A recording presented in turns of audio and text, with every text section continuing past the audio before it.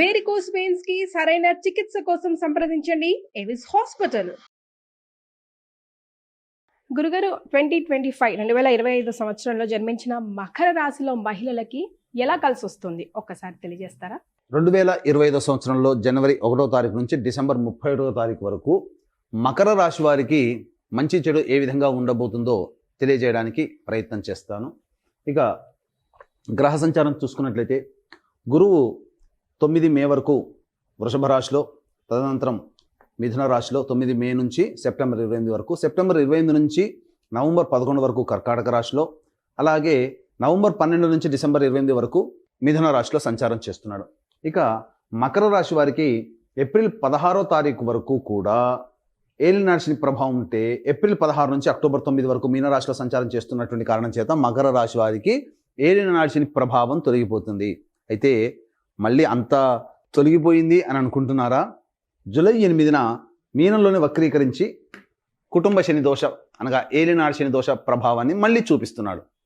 మళ్ళీ ఎప్పటి నుంచి? జూలై 8 నుంచి అక్టోబర్ 9 వరకు మళ్ళీ కుంభరాశిలోనే వక్రీకరించి మళ్ళీ ఏలినాటి శని ప్రభావం. కాబట్టి కొన్ని రోజులు మాత్రమే మకర రాశి వారు ఏలినాటి శని దోషం నుంచి తప్పించుకుంటారు. మళ్ళీ మిగతావన్నీ కూడా ఈ యొక్క సంబంధించినటువంటి ఏలినాటి శని దోషాన్ని మళ్ళీ తిరిగి పొందుతున్నారు. కాబట్టి గతంలో వల్లే మకర రాశి వారికి కూడా ఈ ఏలినాటి శని దోష ప్రభావం తొలగిపోతుంది అనేటువంటి మాట కొంతవరకు నిజం, చాలా మటుకు తొలగిపోకుండా మళ్ళీ శని ప్రభావాన్ని కంటిన్యూ అవుతుంది.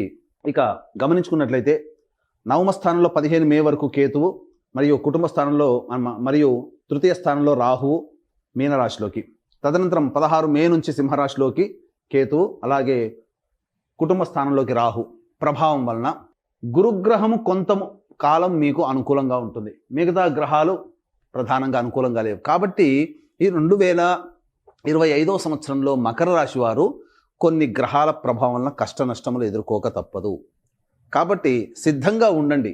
సమస్యలు ప్రతి మానవుడికి వస్తాయి, కానీ కొన్ని రోజులు, కొన్ని నెలలు అనుకూలంగా ఉంటాయి.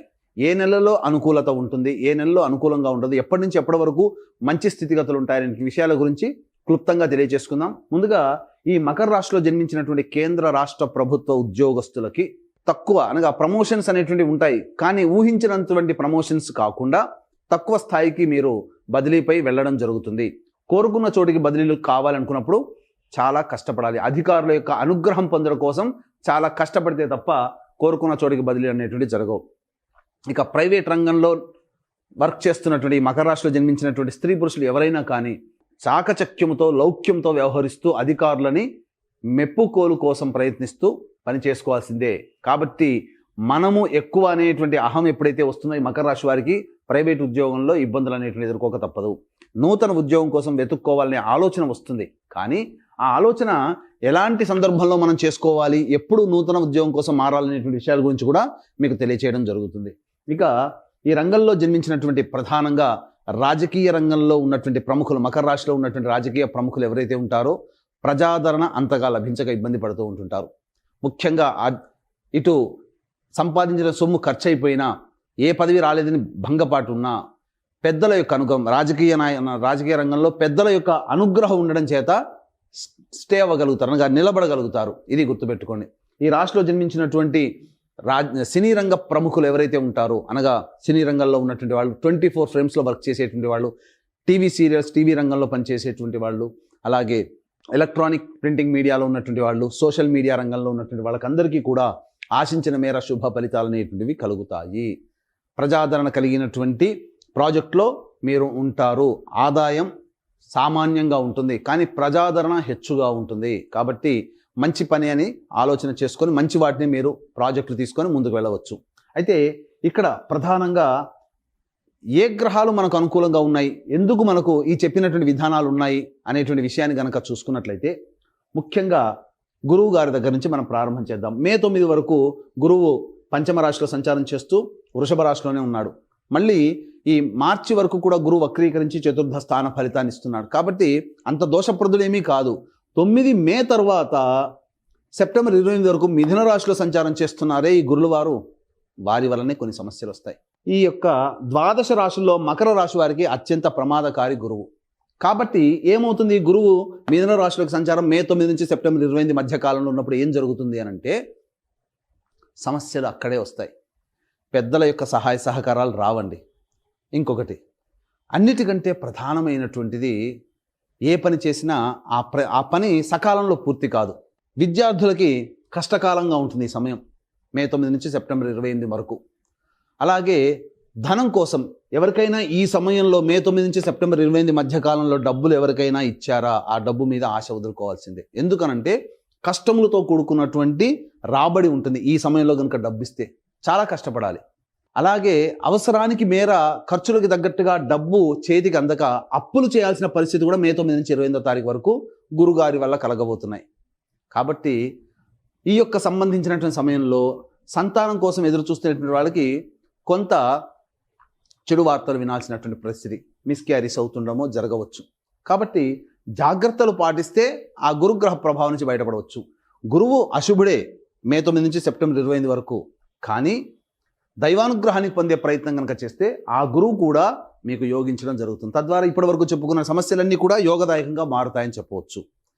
ఇక ప్రధానంగా ఈ ఎఫ్ఎంసీజీ రంగము, ఎఫ్ఎంసీజీ రంగము సంబంధించి జనరల్ స్టోర్స్, సూపర్ మార్కెట్స్ నడిపేటువంటి వాళ్ళు, బోర్డింగ్ అండ్ లాడ్జింగ్ నడిపేటువంటి వాళ్ళు, రెస్టారెంట్స్ నడిపేటువంటి వాళ్ళు, అలాగే ఎడ్యుకేషనల్ బిజినెస్లో ఉన్నవాళ్ళు, జ్యువెలరీ రంగంలో ఉన్నటువంటి వాళ్ళు, తీర్థయాత్రలు బిజినెస్లు, పూజా స్టోర్స్ నడిపేటువంటి వాళ్ళు, వీళ్ళైతే ఎవరైతే ఉంటారో ఏవైనా మీ ప్రణాళికలు ఏవైతే ఉంటాయో మే 9 లోపలనే చేసుకోవడానికి ప్రయత్నం చేయండి. అనుకూలంగా ఉన్నటువంటి సమయం మే 9 నుంచి సెప్టెంబర్ 28 వరకు అనుకూలత లేదు.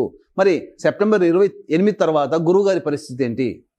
మకర రాశి వారికి గురువు సెప్టెంబర్ 28 నుంచి నవంబర్ 11 45 రోజుల పాటు యోగదాయకంగా ఉంటున్నాడు. చక్కగా ఉంటుంది ఈ సెప్టెంబర్ 28 నుంచి నవంబర్ 11 వరకు. ఇక మళ్ళీ నవంబర్ 12 నుంచి డిసెంబర్ 28 వరకు, డిసెంబర్ సంవత్సరం మొత్తం కూడా చూసుకున్నట్లయితే గురువు కర్కాటక రాశిలో ఉన్న వక్రీకరించినటువంటి ఫలితం చేత మళ్ళీ మిథున రాశి ఫలితాలను ఇస్తాడు. తద్వారా ఏమవుతుంది, సంవత్సరం మొత్తంలో మే 9 వరకు, మళ్ళీ సెప్టెంబర్ 29 నుంచి నవంబర్ 11 45 రోజులు ప్లస్ మే 9 అనగా జనవరి, ఫిబ్రవరి, మార్చి, ఏప్రిల్ 120 ప్లస్ 45 165 ప్లస్ 9 అంటే మొత్తం కలిపి 175 రోజులు. అంటే సరి సమానంగా 6 నెలలు అనుకూలంగా ఉంటాడు గురువు, 6 నెలలు అనుకూలంగా ఉండడు. ఈ మే 9 నుంచి సెప్టెంబర్ 28 మధ్యకాలము, నవంబర్ 12 నుంచి డిసెంబర్ 28 మధ్యకాలం మాత్రం మీకు అనుకూలత ఉండదు. కాబట్టి ఈ యొక్క సమయంలో ధనపరమైనటువంటి, విద్యాపరమైనటువంటి, సంతానపరమైనటువంటి, అలాగే కీర్తి ప్రతిష్టలకు సంబంధించి, ఈ సంబంధించినటువంటి పనులలో అనుకూలతకు సంబంధించినటువంటి అన్ని విషయాల్లో సమస్యలు ఏర్పడతాయి. సంతానం మూలకంగా ఖర్చులు, సమస్యలు పెరుగుతాయి ఈ సమయంలో. ఇది గుర్తుపెట్టుకోండి. ఇక శని భగవాన్ల వారి దగ్గరికి వద్దాం. శనివారు ఎలా ఉన్నారు? మకర రాశి నుంచి చూసుకున్నట్లయితే 16 ఏప్రిల్ వరకు ఏలిన నాటి శని ప్రభావం అనేటువంటిది మకర రాశి వారికి ఉంది. తదనంతరం సంతోషపడాలి, ఎందుకంటే ఏప్రిల్ 16 నుంచి అక్టోబర్ 9 వరకు మీన రాశిలోకి ఇక ఏలినాటి శని దోషం పోయిందండి, హ్యాపీ అని అనుకుంటామా? కానీ జూలై 8న మళ్ళీ వక్రీకరించి మళ్ళీ ఏలినాటి శని ప్రభావాన్ని ఇస్తున్నాడు. ఎప్పటి వరకు? జూలై 8 నుంచి అక్టోబర్ 9 వరకు. ఇక తదనంతరం అయినా కానీ బాగుందంటే జూలై 8 నుంచి అక్టోబర్ 9 వరకు, మళ్ళీ అక్టోబర్ 10 నుంచి వక్రీకరించి నవంబర్ 26 వరకు కుంభంలోనే వక్రీకరిస్తున్నాడు. కారణం చేత కుంభంలో వక్రీకరించడం మళ్ళీ జన్మశనికి వస్తున్నాడు. జన్మశని ఫలితాలు అనేటువంటివి వస్తాయి. ఎప్పుడు ఫ్రీ అవుతారో? నవంబర్ 26 నుంచి డిసెంబర్ వరకు, అంటే 31 ప్లస్ 5 రోజులు, 36 రోజులు. ఇక్కడ మళ్ళీ ఏప్రిల్ 16 నుంచి జూలై 8 అనగా ఏంటి? 16 ఏప్రిల్, మే, జూన్ 16 ప్లస్ 14 8 22 ప్లస్ ఎంత? 60 ప్లస్ 22 ఎంత అయిందండి? 82. ఇక్కడ 35, మొత్తం కలిపితే 82 35 మొత్తం మీకు 117 రోజులు, అంటే సరి సమానంగా 118 రోజులు వేసుకోండి. ఈ 118 రోజులే శని మీకు అనుకూలంగా ఉంటాడు. మిగతా సమయమంతా కూడా ఏలిన నాటి శని దోషంలోనగా సంబంధించి జన్మశని, కుటుంబ శని దోషంలో ఈ మకర రాశి వారు ఉంటారు. కాబట్టి ఇటు గురువుగారు, ఇటు శనివారు, వీరిద్దరు కూడా అనుకూలంగా లేని కారణం చేత సమస్యలు అనేటువంటివి ఉంటాయి. ముఖ్యంగా ఈ యొక్క మకర రాశిలో జన్మించినటువంటి వారు కష్టే ఫలి అన్నట్టు చందంతో ఉండాలి. పోరాట పటిమతో మీరు చేసుకోవాలి తప్ప సాదాసీదాగా చేసుకుంటాము, చదువుకుంటామంటే మాత్రం తప్పదు. జ్ఞాపక శక్తి తక్కువగా ఉంటుంది. ఇక అధికారులకి, కింది స్థాయి ఉద్యోగస్తులు ఎవరైతే ఉంటారో సహాయ సహకారాలు అందకుండా ఉండడం, ప్రతి పని మీరే చేసుకోవాల్సి రావడం అనేటువంటిది ఉంటుంది. అంటే దీని అర్థం ఏంటి? ఈ మకర రాశిలో జన్మించినటువంటి వాళ్ళు 2025వ సంవత్సరంలో మీ పని మీరే చేసుకోవాలి, ఎదుటి వాళ్ళ మీద ఆధారపడకూడదు అనేటువంటి విషయాన్ని గమనించుకోవాలి. ఇక రాహుకేతుల ప్రభావం కనుక చూసుకున్నట్లయితే ఈ సంబంధించినటువంటిది కేతు 16 మే నుంచి అష్టమ స్థానంలో, రాహు ద్వితీయ స్థానంలో. కాబట్టి 16 మే తర్వాత వాహనాన్ని నడిపేటప్పుడు జాగ్రత్తలు పాటించాలి. ఆకస్మికంగా మీకు సంబంధించి ఎనీ ఇన్ఫర్మేషన్ ముందుగా ఎటువంటి సైన్ లేకుండానే మీకు అనారోగ్య సమస్యలు రావచ్చు.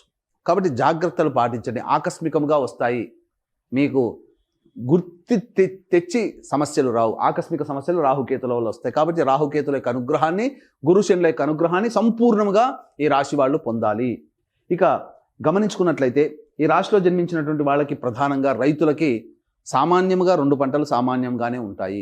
రియల్ ఎస్టేట్ రంగంలో ఉన్నటువంటి వారికి ప్రధానంగా చూసుకున్నట్లయితే నూతన ప్రాజెక్టులు చేపట్టకపోవడమే చాలా మంచిది. ఉన్న ప్రాజెక్ట్ని కంటిన్యూ చేసుకోవడమే చాలా మేలు అనేటువంటి విషయాన్ని గమనించుకోవాలి. అన్నిటికంటే మించి అప్పుగా మీరు ఏది ఇచ్చినా అది తిరిగి రాబట్టుకోవడానికి చాలా కష్టపడాల్సి వస్తుంది. కాబట్టి నిర్మోహమాటంగా ఈ సంవత్సరం డబ్బు విషయంలో మీరు జాగ్రత్తలు పాటించండి. ఇక గమనించుకున్నట్లయితే ప్రధానంగా ఈ సంబంధించినటువంటిది నిరుద్యోగస్తులకి ఎప్పుడు ఉద్యోగ లభ్యత ఉంటుంది? ఇక మార్చి 13 నుంచి ఏప్రిల్ 12 మధ్య కాలంలో ఈ సమయంలో మీ నిరుద్యోగస్తులకి ఉద్యోగ లభ్యత ఉంటుంది. మరియు పనిచేస్తున్నటువంటి వాళ్ళకి ప్రమోషన్స్ కలిగినటువంటి సమయం కూడా ఈ సందర్భంలోనే మీ పేరు నోటెడ్ అయిపోతుంది. ఇక తర్వాత మళ్ళీ ఉద్యోగం మారాలి, చేస్తున్నటువంటి సమస్యలు ఎక్కువగా ఉన్నాయి, ఉద్యోగం మార్పు ఏ నెలలో అయితే బాగుంటుందని ఆలోచించేటువంటి వాళ్ళకైతే ప్రధానంగా జూన్ 14 నుంచి జూలై 14 మధ్య కాలంలో కొత్త ఉద్యోగంలో మార్పులు చేర్పులు చోటు చేసుకుంటాయని చెప్పవచ్చు.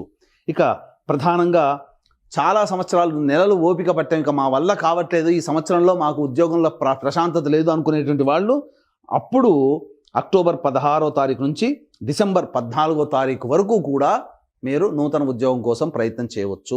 లేదా ఈ చెప్పినటువంటి సమయంలో మీకు ఉద్యోగంలో ప్రశాంతత, అభివృద్ధి, బాధ్యతలు పెరగడం ఇవన్నీ కూడాను ఈ చెప్పినటువంటి సమయంలో కలుగుతాయి.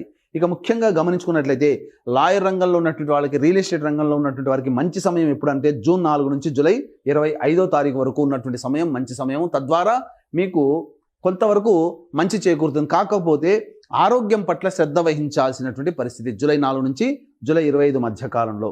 ఇక అన్ని విధాలుగా లాభదాయకంగా ఉన్నప్పుడు అక్టోబర్ 25వ తారీఖు నుంచి డిసెంబర్ 5వ తారీఖు వరకు ఉన్నటువంటి సమయం అన్ని విధాలుగా లాభదాయకంగా ఉంటుంది. అన్ని రంగాలలో ముఖ్యంగా రియల్ ఎస్టేట్ రంగంలో రైతులకి సంబంధించి, అలాగే లాయర్లు, అడ్వకేట్ బిజినెస్లో ఉన్నటువంటి వాళ్ళకందరికీ కూడాను మంచి శోభాయమానంగా ఆనందకరంగా ఉంటుందని చెప్పవచ్చు. ఇక సాఫ్ట్వేర్ రంగంలో ఉన్నటువంటి వాడు ఈ యొక్క మకర రాశిలో జన్మించిన వాళ్ళు ఎవరైతే ఉంటారో కొన్ని ఇబ్బందులు పడక తప్పదండి.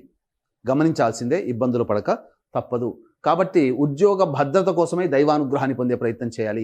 ఈ రాశిలో జన్మించినటువంటి స్త్రీలు గతంలో వలె ఉంటాయి, పెద్ద మార్పులు చేర్పులు ఏమీ ఉండవు. కాకపోతే మీ మాటకి విలువ కొంత తగ్గినప్పటికీ బాధ్యతలు మాత్రం పెరుగుతాయి. ఆ బాధ్యతలు పెరగడం వల్ల కొంత శారీరక శ్రమ, మానసిక ఆందోళన ఎక్కువగా ఉంటుంది. పుట్టింటి వారి ఆరోగ్యం పట్ల శ్రద్ధ వహించాల్సినటువంటి పరిస్థితి అనేటువంటిది గోచరమవుతుందని చెప్పవచ్చు. ఇక అన్నిటికంటే ప్రధానంగా ఈ రాశిలో జన్మించినటువంటి స్త్రీ పురుషులకి వివాహాలు బాగా ప్రయత్నం చేస్తే తప్ప వివాహ సంబంధాలు కుదరవు.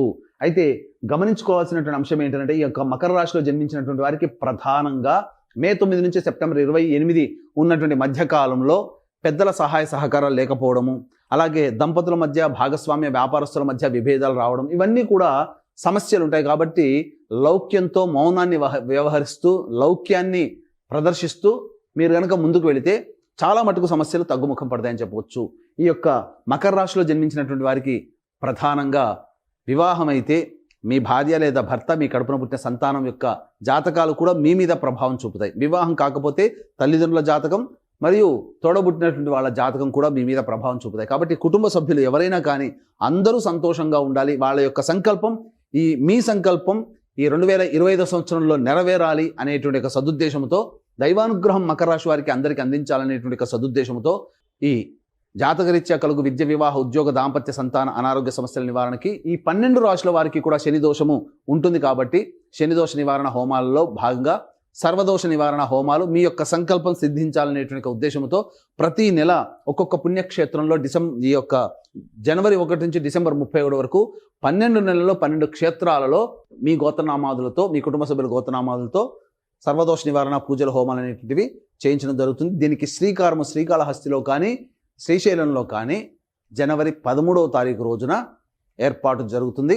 అవకాశం ఉన్న వాళ్ళు కార్యక్రమ తదనంతరం కాంటాక్ట్ చేసి మీ కుటుంబ సభ్యుల గోత్రనామాలు రిజిస్ట్రేషన్ ఎలా చేసుకోవాలో తెలుసుకోగలరు.